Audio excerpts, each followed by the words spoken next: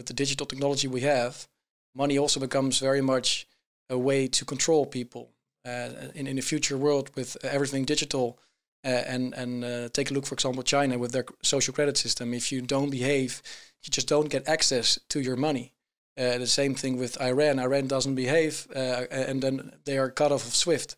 So we see money now also really being used as a tool by the powers to cut off people. I think it's dangerous. Welcome to the GoldRepublic Podcast. My name is Bart Brands. And I'm Alexej, Jordanov.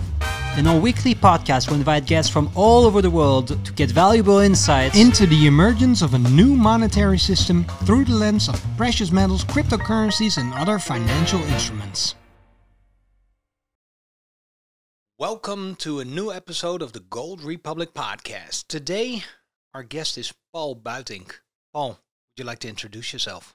Sure, guys. Thanks for inviting me. My name is Buitink, and I am very much interested in monetary history, monetary systems, and above all, the monetary future. And I've been studying systems for a long time. I worked in the gold industry. I also did a lot of cryptocurrency and also tried to set up a full reserve bank here in Holland with a few friends. So those are the main facts. And I'm 40 years old. I am married and proud father of a 2-year-old. So in that sense, what is your crusade? My crusade, that sounds very loaded, but it's not so much a crusade as more a desire to understand the nature of things, the system, and money is such an important factor in how our society works and how wealth is just distributed and how we produce things. So for me, especially after the previous crisis, the 28 financial crisis, money seemed for me the key to many answers. By understanding money, you would understand power in politics, and that would help you to understand how we possibly can improve things to make life better for everyone. What would you say in what current financial and monetary environment we are at the moment? A very shaky one, I believe, where there are a lot of different outcomes. So I always try to talk in probabilities and not certainties, because I don't know for sure which way we're going. And that's why for myself, I try to hedge also whatever capital I have to make sure that I'm positioned towards different outcomes. So I'm very interested to understand whether gold could be an important factor in the future system, something like people like Jim Rickards, for example, or Willem Middelkoop or others talk about often, that gold is going to be more of a reserve asset again, like a global reserve asset, like it used to be in the gold standard age. So dollar would possibly lose in relevance and other currencies, but also gold could gain in relevance. But possibly, maybe gold will lose its shine over time because there's more space for Bitcoin or possibly other cryptocurrencies. That's also something I could imagine. So that's why I'm not very single focused on something. I try to be as objective as possible, and by spreading your capital also a little bit, you also you run less of the risk that you become married to a certain investment thesis or a certain asset. And what you see often in whether it's gold or Bitcoin or any of the other currencies, once someone is all in or almost all in, they become so bullish, and you sometimes forget about everything else, and it becomes almost religious. And I try to avoid that for my own peace of mind and also for my own intellectual curiosity and honesty. There's actually a beef going on now between you and James Rickards, or maybe I shouldn't call it a beef, but he blocked you on social media. Could you say something about that? Yeah, it's not a beef per se, but apparently he has beef with me. But I also don't want to make it too big. But I like the guy a lot because we've known each other for 7 years. In 2014, he spoke at a conference I organized in Holland, albeit virtually. But he spoke there, and we've had many interviews over the years. And the last interview we had, I think was a fun interview. It's on my own channel, Reinvent.money. But I challenged some of his gold price predictions, and I also talked about Bitcoin again, just like the previous time. And I know he's not a big fan, to put it mildly. And then he, of course, he gave his talk that he doesn't believe in it. It's a scam, etc. Fine with me. I just try to understand different viewpoints. And afterwards, I couldn't reach him anymore. He didn't reply to my DMs, and he also didn't retweet it, which he normally always does. So for me as a content creator, it's important that guys like Rickards with this huge following also, help spread the word. Otherwise, for me, it's an investment to make the podcast. I study, I read his books. I have always books at home, but he didn't reply to me, and then he blocked me for no, without even saying anything. So I don't block people. Unless you really harass me or you're calling me names, but I didn't do anything of that. I'm a polite guy, and I think most people know that. But he just didn't reply and blocked me. And then, of course, I had to tweet that because I think it's unfair. And that a lot of support was given to me, so that was good to know. But it's a nice interview. Just see for yourself. I don't think there's any need to block me for asking challenging questions. Maybe it's my Dutch directness that put him off, but. I think I was just being fair. And if you make gold price predictions of, let's say, $2,500 by early 2021, and now we're below 1,700, of course someone is going to challenge you. That's a risk of making time-based predictions. You need to be careful with that, and otherwise it's going to backfire. It's not my problem. Yeah, or just being practice a bit of intellectual honesty and humbleness as well. Yeah, exactly.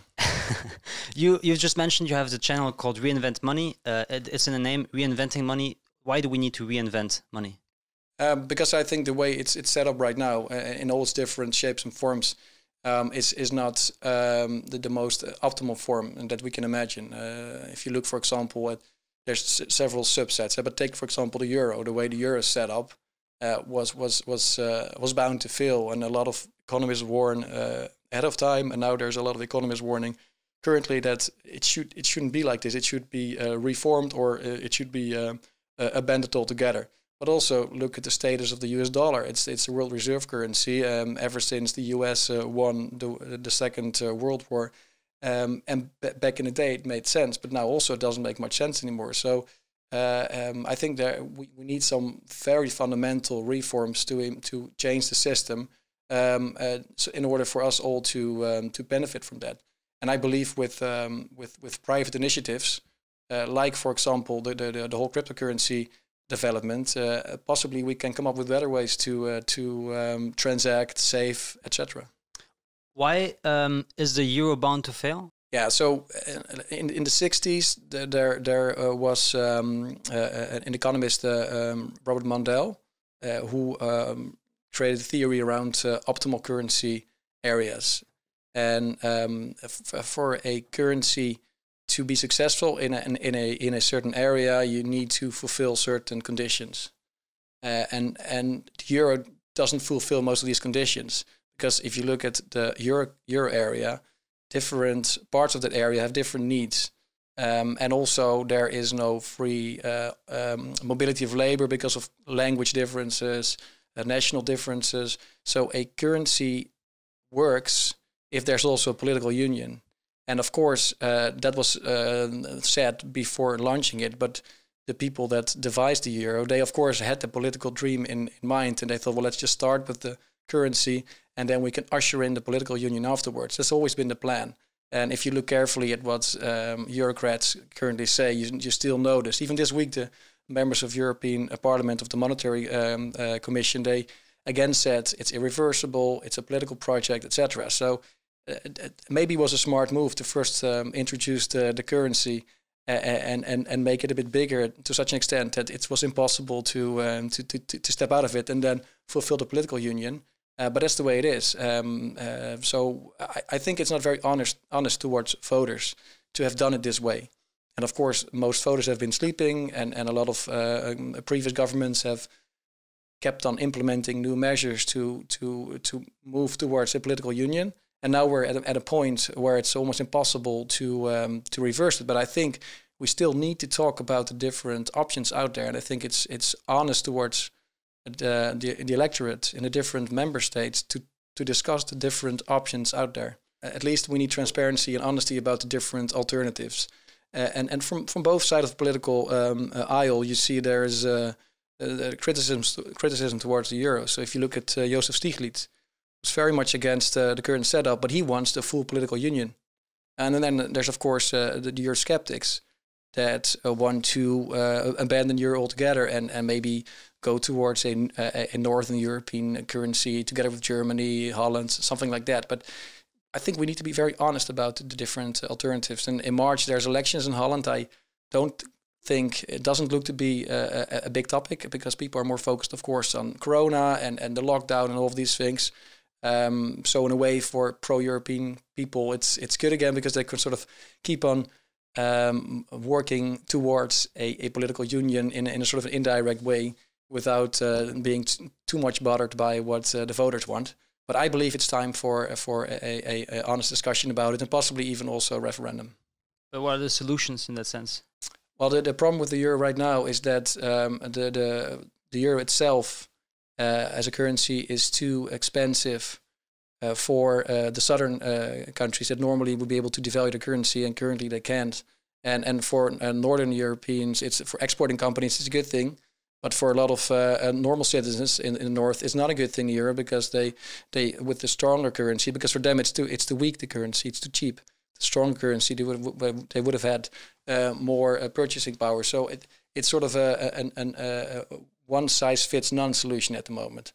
And so different solutions could be the Dutch working together with Germans, for example, with one currency. Like back in the day, of course, the guilder was already pegged to the mark, and maybe even Denmark then can join, because Denmark, of course, has opted out. They are not part of the euro to create a discontent of people in Brussels and Frankfurt. But it's very likely that maybe Denmark, Germany, and Holland could be in a union. And still, you don't fulfill completely all the conditions of optimal currency unit, because there's still, of course, they're different languages, but culturally these countries are more aligned. They used to have trade surplus, small deficit. So from a macro point of view, these northern countries are more in tune than for example, Holland and Italy. There was an interview where you said that national or even regional currencies might be an outdated construct. Could you elaborate on that point? Yeah, it's a good point, because I was also thinking about that when I was giving my earlier answer. But mostly when we talk about the euro, for example, and we talk about different alternatives and solutions, then people end up talking in, okay, we need like a euro and a zero, so something like a northern euro and a southern euro, or maybe blocks or maybe national currencies. But of course, that lacks a little bit of imagination, because we can go much further, right? We can do all sorts of other things as well. It's if we are creative. We can think of letting people decide themselves on a micro basis what kind of money they want to use, and that brings in the whole Bitcoin discussion, especially now Bitcoin being big in terms of market capitalization, a little bit less than 1 trillion. We can really think about, okay, maybe we should rethink money completely and allow and change the law in such a way that you remove hurdles for people to start using their own monies. And it could also be local currencies like LEDs, or it could be gold possibly. But maybe we should think of breaking the tie between nation states and money production, and let people be creative and come up with their own solutions. Have you ever read the book of David Graeber, Last 5,000 Years? I interviewed. I didn't interview David, but I was supposed to interview him. But of course, he passed away. Unfortunately, in August. Yes. In his book, he mentions one part of the actual age, which was 600 before Christ until 200 after Christ, in which he basically gave kind of an analysis about the emergence of religion and coinage at the same time, appearing in 3 different parts all across the world through different religions and basically spiritual movements. And one, I think, element of the analysis which I found fascinating was connecting basically currency and power in a way that it's also linked to slavery, and it's basically called the military slavery coinage complex. And the whole the whole concept of that complex is that when, for example, Alexander the Great was conquering neighboring regions and countries, not countries, but regions and kingdoms, he basically had an army of mercenaries, and those mercenaries were given coins that he minted under his name, under his face as well. And that coinage was also used for those for those mercenaries to move across geographies within his kingdom to be actually paid or to get basically the needs, the goods or whatever they wanted to with those coins, and created markets wherever they went basically. And then he imposed, of course, taxes. So basically there was demand for that coin as well in all those places. So people had to accept those coins. And when those mercenaries and armies conquered those foreign kingdoms, those were actually imposed to also pay tax on it. So not only were they conquered, but on top of that, they were linked and slaved, not only physically and coerced by military brute sheer force, but also from a system perspective where they had to pay then on top of that taxes and even sometimes debt because, you cost us money to conquer you. So then when you... Smart system. And he figured it out more than 2,000 years ago. Anyways, when we take this example and take it back now to the example of local currencies and also money, even if you would differentiate money and currency, but that money and in that context currency is tightly linked to coercion, state-sponsored coercion. And as long as there is no way to basically give a balance between both, I don't really believe that in the laws of the physical nature in which we live in, there might be such a thing as what we like to envision, where communities have their own type of currencies because it bothers too much a disturbance in the world of power. And that, I think, is the Pandora box that, of course, opens up then that whole discussion is there any way through Bitcoin, for example, doing that through math, the power of math and decentralized networks that cannot be shut down like this, to basically circumvent that? Or is it solely, constantly just doomed to be strangled in that balance of coercion and money? Yeah, that's a very difficult question, and there's so many factors here. But I would say that in general, people in power would do as much as they can to keep that power. And one of the most important aspects of power is being able to control the production of money.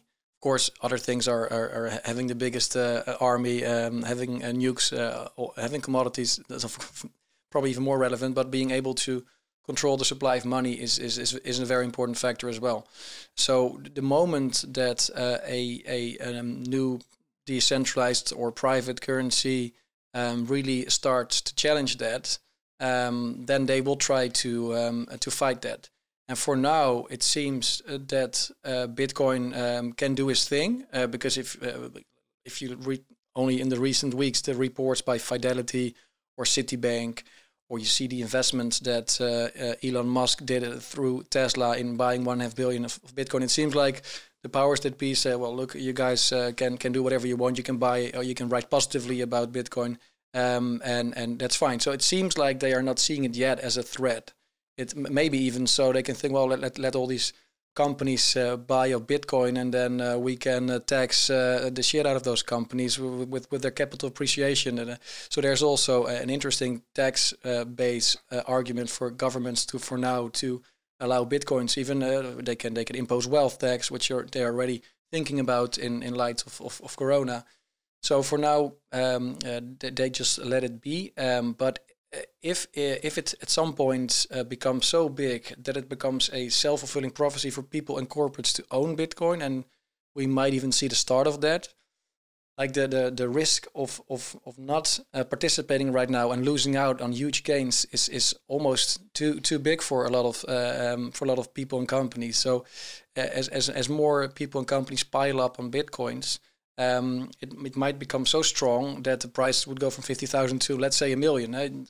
God knows. I think if it's between 1 million and 1.5 million per coin, then the market cap is around 30 trillion, which is around M1 New York Stock Exchange in the G20. So then you have like money stock is almost the same size as Bitcoin. So possibly that could be a scenario. But in that case, then a lot of money flows into Bitcoin, and possibly would even make the demand for dollars and other currencies so fragile that the governments want to step in. So As long as it's just a digital asset, then and the dollar is still used for transactional purposes and for trade, I think they're not too worried. But as soon as it will also take over that part of the dollar, which is difficult actually, because Bitcoin is still very volatile, because we have huge price swings, and that makes it very difficult for enterprises and consumers to use as a payment.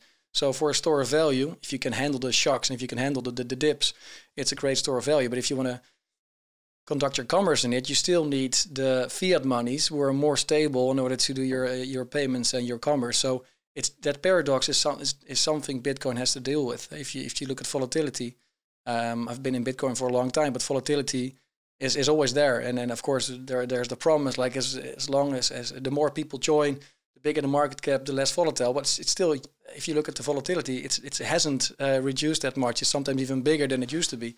So I wonder where we have to be in terms of number of users and market cap in order for it to ever become not volatile. And maybe we'll never reach that point, right? Because if you fix your supply, which is done with Bitcoin, then you will have price swings, because supply and demand will always swing. And that's of course the thing with fiat currencies. There they've decided we're not going to fix the supply, we're going to fix the price. And we can change supply in order to sort of stabilize the price. And that's impossible with a currency with a fixed supply. So that's a paradox that we have to deal with. If Bitcoin becomes huge, I'm not sure if the volatility will go away. And if it won't go away, can it ever be used as a unit, as a currency for trade? Talking about private currencies or private money, you were inspired by, of course, the first central bank, the Bank of Amsterdam, founded in 1609, to perhaps try to found yourself a full reserve bank. You've talked in other interviews about how that failed, and that it was due to regulatory demands. But I haven't heard you say what the regulatory demands were, why it failed. Could you tell something about that? I was into gold, then I discovered cryptocurrencies, and then I encountered a guy, Richard van der Linde, and he approached me because he read one of my articles on Follow the Money, which was about freedom to choose currencies and the freedom for people to really design their own. And he said, "Look, I like what you write there, and I'm working on an interesting innovation within the current euro fractional reserve system that we have." And then, okay, tell me all about it. And then he explained me the idea, and it was to create a full reserve bank that would exist next to the fractional reserve banks in order to discipline the fractional reserve banks to be more careful with their conduct. So that's pretty cool. And so we started working on the plan, and we started talking to DNB, Dutch Central Bank, because we had a few conditions in order for it to work. Because it has to be valid. It has to also have some sort of business sense. And we wanted to be part of the Target 2 system in the Eurozone, so that we would be a full, like a mature bank that you can send money to. And that was the first condition. The second condition was that we didn't want to issue any credit, because we just wanted to attract deposits and then place those deposits at the central bank. And the third condition was that we did not want to be part of the deposit insurance scheme, because when you're part of the deposit insurance scheme, you have to pay whenever another bank fails because of a bank run, for example. If we would be part of the deposit insurance scheme, then indirectly we would still be liable, and we would still run credit risk. And we wanted to offer a credit risk-free, basically digital cash-like alternative to our customers. So we were sort of a central bank digital currency avant la lettre, and it was impossible to find a license category within Dutch law to fulfill the three conditions we had. So we could not start our bank based on that. And then politics started to evolve. Also, we had a lot of support from from opposition parties, from back in the day, D66, SP, others that really liked our idea, because how can you ever be against a safe bank, right? How can you be against a digital cash alternative for citizens in a world with risky fractional reserve banks? Of course, there's a lot of arguments against central bank digital currencies or against the banking system in general. But given the fact that we have the system that we have, it makes sense, and back in the day for sure, but still to have a full reserve alternative next to the fractional reserve banks, especially since cash is more and more being rejected in society. There's fewer places where you can use your cash. And it was impossible to fulfill those conditions. And then Dijsselbloem, the previous Minister of Finance, he was instructed by Parliament to find out how the law could be changed in order to accommodate for our initiative.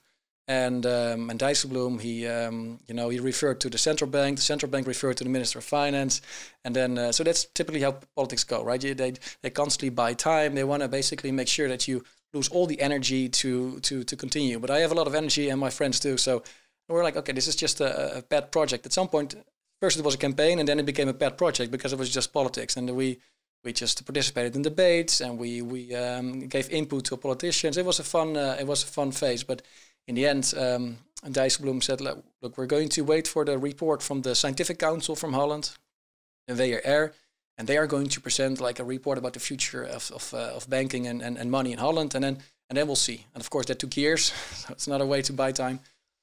And then afterwards, the report was published, and then the new Minister of Finance, Hoekstra, said, we shouldn't experiment with the backbone of our financial structure. Let's just wait what the ECB comes up with in the future with central bank digital currency. So now, and in a way, it makes sense, right? If our plan was fine on paper, but if the central bank directly offers accounts to citizens, then you don't need our full reserve bank anymore, because then you have the digital full reserve alternative for consumers. So in a way, the problem that we saw could be solved to a certain extent by CBDC.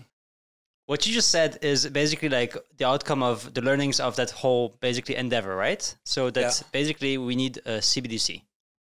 I think so. It's a complicated problem, because I'm very careful always with what I say and think. But like, given the situation we have right now, CBDC could make sense depending on the design. For example, if you make CBDC completely private, or to a certain extent private, then it could be an interesting digital replacement of cash. If you don't design it like that, and you make it completely transparent for the governments to track your payments, and if they start applying negative interest, then it might not be so interesting. And so I had a discussion with the ECB director Ulrich Binzel on my own channel, and I appreciate the fact that the ECB is willing and able to talk to me, just a nobody, about this important topic, about how it could be designed. And I also talked to the Fed, to David Andolfatto, about the digital dollar that will also come at some point. So most of these central bankers are frantic people that just really try to come up with good solutions, especially the ones that work more in operations and academics. Of course, the people that run the show, of course, sometimes have ulterior motives. But you can engage with central banks, and the ECB is currently based on also market survey, trying to find out what the best way would be to implement the CBDC. So it's too early to say whether the CBDC is going to destroy us or whether it's going to have some value. And I think it's up to us, citizens, to try to influence debate and influence politicians, or become a politician yourself, in order to contribute to better solutions and outcomes. Talking about the Federal Reserve payment system went down for a few hours. What do you think that says about the health of the financial infrastructure? Yeah, of course, Bitcoin didn't have any downtime for many years now. So yeah, those things can happen, and I guess point to the fact that we always need to have fail-safe alternatives at hand and more robust systems. I mean, it should not be possible that a payment system is down for a few hours. That's too vital of a infrastructure to be down like that. So they need to work on that for sure. Does it add to the waning trust in currencies overall? Maybe, I think maybe government issued currencies. People are making that too big. I think it's an incident. These things happen. I think what's more reflective of stress in the system are, for example, problems in the repo market, or those are real stress points. But a system being down for a few hours, it happens with the ING too. It happened with the side of the Dutch tax authorities the other day. I think it's people can forgive governments for that. What they can forgive is prices going banana or inflation going banana. Those are the events that we should watch for. So what are the stress points that you just mentioned a few of them, but just like as an overall global picture of the current situation? Yeah, no. For example, if you look at the dollar, you should really look at what are the yields doing, and we've seen now over the past few months that the 10-year Treasury yield is going up from 0.5% to 1.5%. Those are the things that you need to look for, and also look at the amount of dollars that countries still hold as reserves. I mean, still 60% or so of the international reserves are dollars, but it used to be 70% 10 years ago. And we know Russia, for example, doesn't hold any US dollar assets anymore, and they focus on gold and others. But also China is slowly diversifying. So those things I track more, or the Dixie value, the dollar exchange value. So it's around 90 now, but it used to be much higher last year when we had the COVID when the COVID crisis started. People fled to the dollar, but now you see again that the dollar is a little bit under pressure. So those things I look for, or in the euro, of course, look at how Italian bonds are doing, and look at and also of course also CPI figures, but they are still relatively low. But we see inflation, of course, more in other categories like asset inflation. Those things to me are more important to watch than whether there's downtime at the ECB or Fed or the ING, whatever. You track indicators, right? You look at bond yields. You look at, for example, what the euro's doing. You look at interest rates, and you feel that these indicators paint a picture. Yeah. And what does the picture look like? Oh, if you look at the yields of the Treasury, for example, it paints the picture of expected inflation. So I think investors are expecting the U.S. government to keep on devaluing their currency, and they expect inflation, and that's why they want to be compensated in the terms of higher yields. And so that's and in Europe you see that a bit less because these yields are lower. But in the US, I think most people are more worried about more inflation in the US than in Europe, as it currently seems.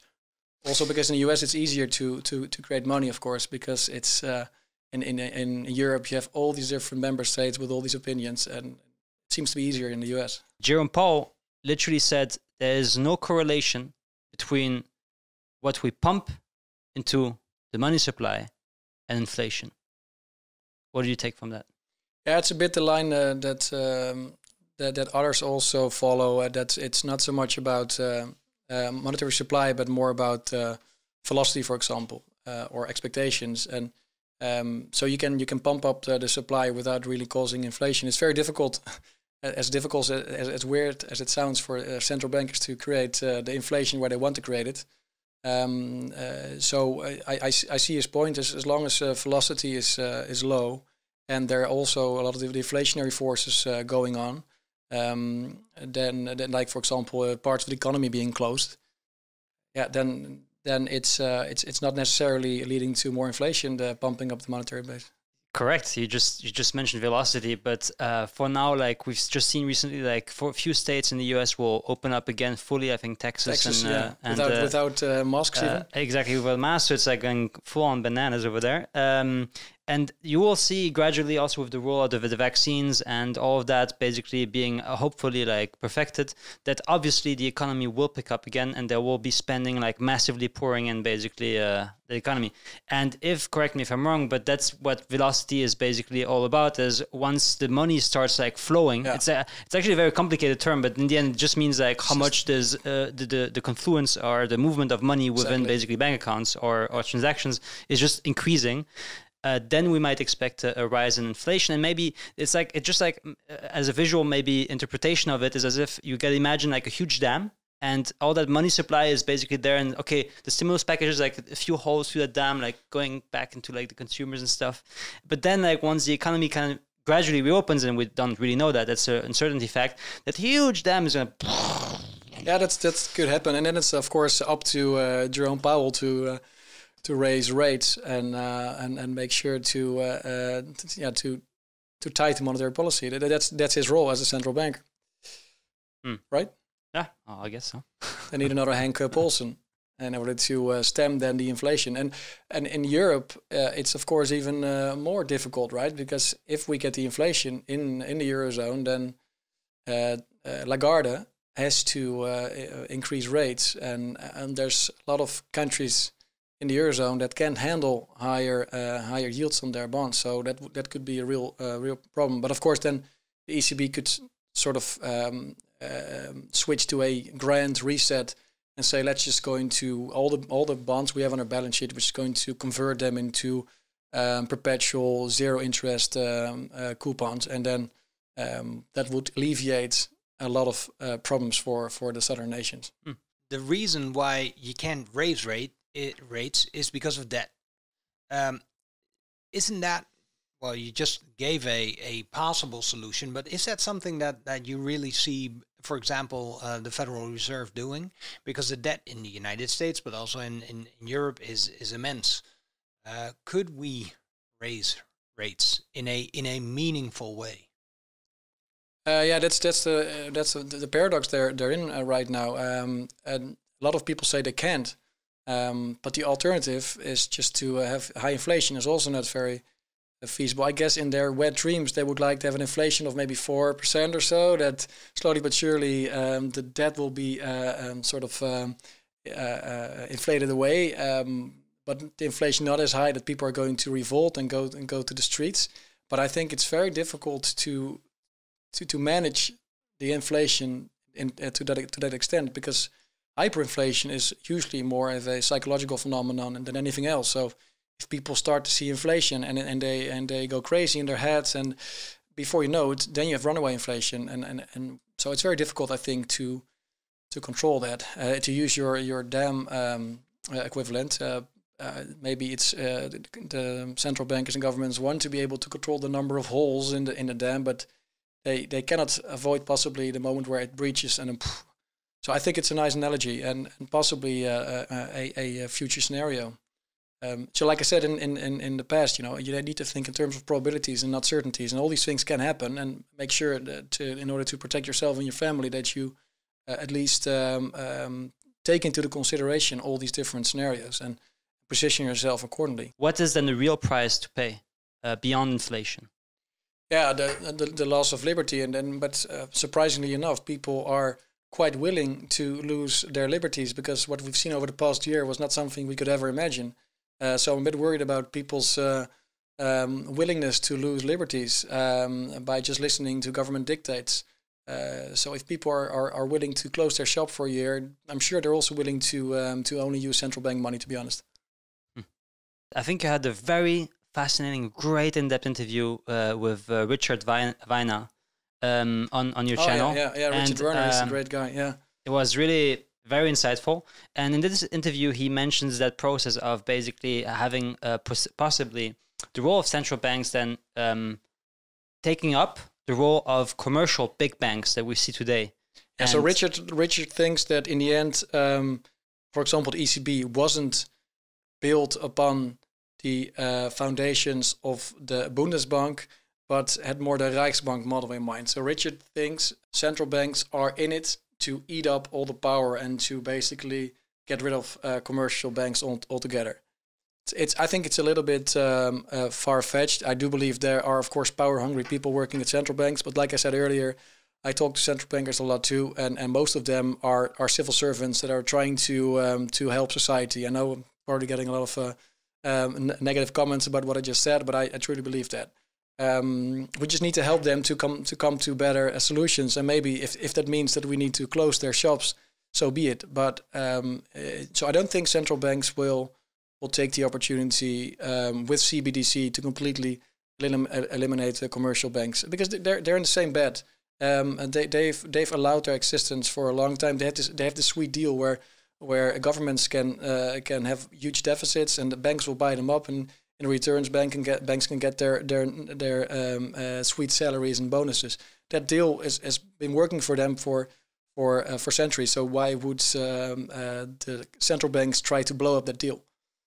I think they're probably looking for coexistence, and I think central banks are for now just trying to accommodate a demand from society to offer a something that could exist next to commercial banks, to lower our dependency on commercial banks, and possibly you could see that as a valid motive to come up with central bank digital currencies. Would it reduce the fragility of the system that we're in right now, or would it strengthen, or would it make it even weaker? Well, that's one of the reasons why I joined this initiative with Richard, because I do believe that by having more full reserve money next to fractional reserve money, that could possibly reduce the boom-bust cycle. Because now we have these huge boom-bust swings, because commercial banks, they love to issue more mortgages, and then the price of the house go up, and then they issue even more mortgages. So you have a constant, like an Austrian business cycle. And I think it's because the money is too elastic. That's the thing. That's the problem with fiat money. It's just too elastic. It's too easy for bankers and governments to create more of it. So and that has, of course, always this always leads to a Minsky moment where everything comes crashing down. It's inevitable. And I believe by adding some full reserve money next to the commercial bank money, and together also then removing a lot of those guarantees, whether it's deposit insurance schemes and some other measures, I think you would create a more of a level playing field, and you would discipline banks better in terms of the loans they issue, and you would also force them to be more transparent, because then there's always if you have a full reserve alternative in place and you remove deposit insurance, then consumers will be able to vote with their wallets much better, and they will not. You have to, as a bank, you would have to give more higher interest rate, for example, on savings accounts. You have to be more transparent about your loan decisions, about your bonuses. I think by removing some of these moral hazards, I think you would get a fairer system from what we have right now. I'm saying, how you can improve the current system, I think you still need to go beyond that and come up with new monies and more freedom. But if you stick to the current system, if you want to alter the current system, you may think about adding full reserve money to that system and removing some of these guarantees and subsidies that banks currently get. We've talked about freedom now for we said the word a couple times, but what is that link between money and freedom?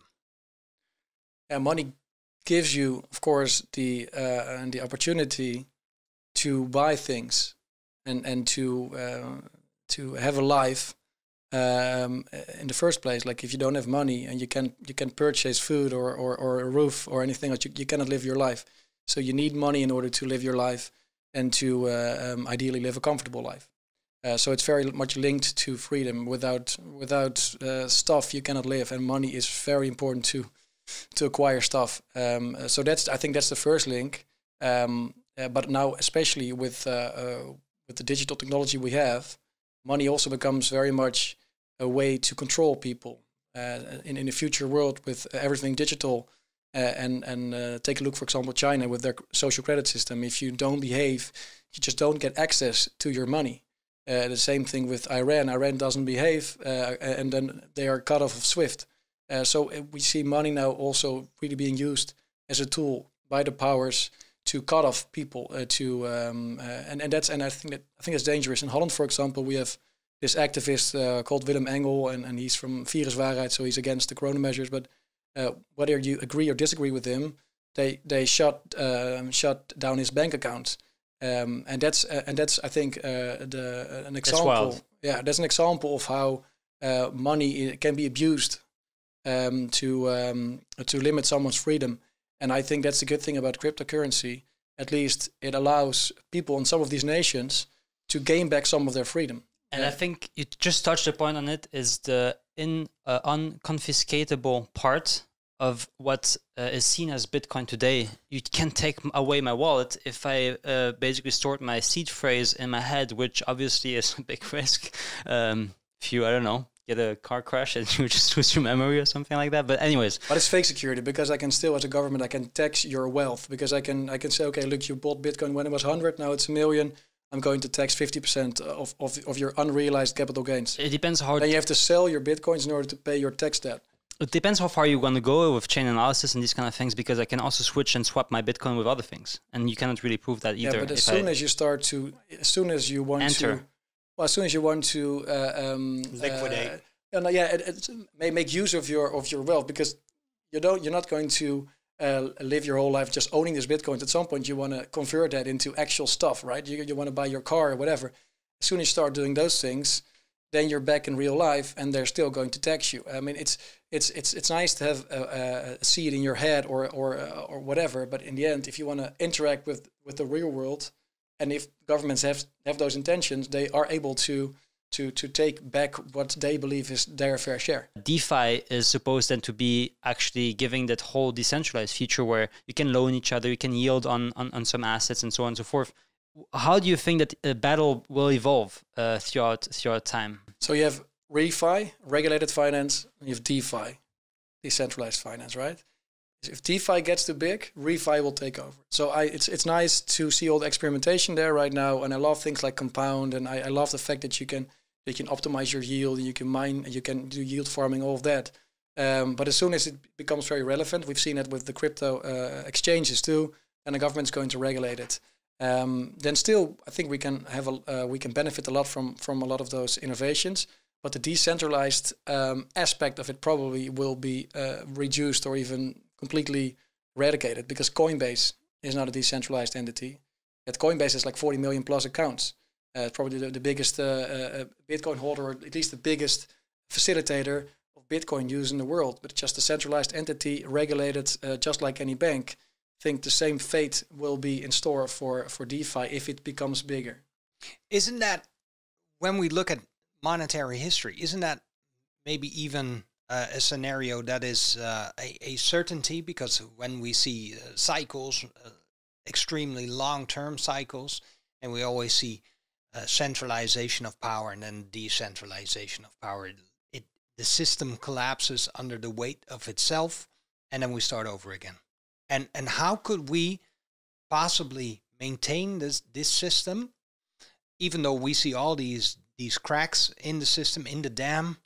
How can it sustain itself, or do you feel that we are en route to that almost inevitable long-term cycle where we start over again? Whether we're going to have a big bang or whether it's going to be more of an evolution, that remains to be seen. But we should not forget that a lot of people have a vested interest in keeping the current system alive, and not just the people that are in power, but also a lot of people like pensioners, people that have savings in fiat currencies.